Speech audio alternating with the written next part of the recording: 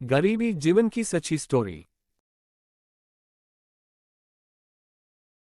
एक गांव में एक गरीब परिवार रहता है और उनके परिवार में कुल 8 सदस्य रहते हैं। बूढ़ा पिताजी, बूढ़ी माँ, वह आदमी, पत्नी और उनके छोटे छोटे 4 बच्चे। वह आदमी मतलब बूढ़ी माँ का बेटा ही घर का मुखिया होता है। घर की सारी जिम्मेदारियां उस पर निर्भर रहता है। छोटे छोटे बच्चों का पालन पोषण, पढ़ाई लिखाई की जिम्मा उसके सर पर है। मुखिया अच्छा पढ़ा लिखा रहता है, लेकिन अति गरीब होने के कारण कोई भी स्वयं का व्यवसाय नहीं कर पाता है। पढ़े लिखे होने के कारण मेहनती भी नहीं रहता, पर परिवार पालने चलाने के लिए मेहनत मजदूरी करना मजबूरी थी, क्योंकि गरीबी इतनी छा गई थी कि कभी कभी एक टाइम का खाना भी नसीब नहीं होता था। इसलिए रोजी मजदूरी के अलावा कोई और चारा नहीं था। तभी एक दिन अपने परिवार से चर्चा कर काम की तलाश में अपने परिवार को छोड़कर गांव से 100 किमी दूर अपना टूटी फूटी साइकिल लेकर शहर की ओर जाता है। साइकिल से शहर पहुंचते पहुंचते शाम ढल जाता है। ऐसे तैसे वह शहर तो पहुंच गया, शाम भी ढल गया, कुछ ही पल में रात हो गई। अब वह आदमी चिंतित हो रहा है, अजनबी शहर में आ तो गया, रात भी हो गई है, कोई जन न पहचान जाए भी तो कहाँ जाए। 100 किलोमीटर साइकिल चलाकर आने से पूर्ण रूप से थक चुका था। देखते ही देखते रात 8:30 बज गए।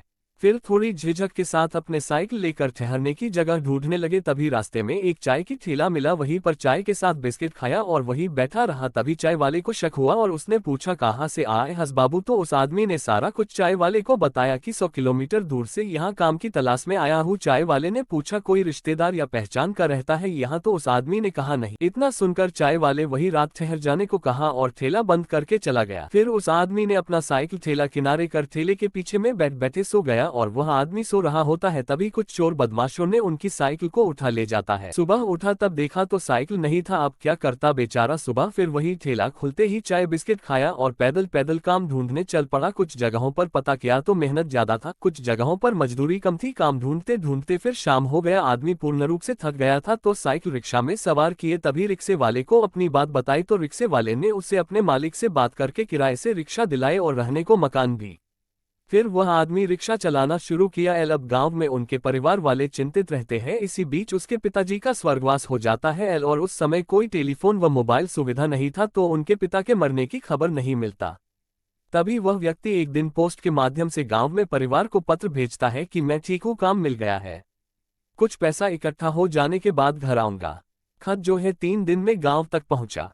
तब तक उनके पिताजी का स्वर्गवास हुए 4 दिन हो गया रहता है, तो उसी पोस्टमैन से खत लिखवाकर उसी पते पर वापस खत भेजता है जो 3 दिन बाद उसे मिलता है। फिर वह आदमी खत पढ़कर अपने घर को वापस जाता है। तब तक उसके पिता को मरे 7 दिन हो गया रहता है और उस गरीब आदमी को अपने पिताजी के अर्थी को कंधा देने का भी नसीब नहीं होता है।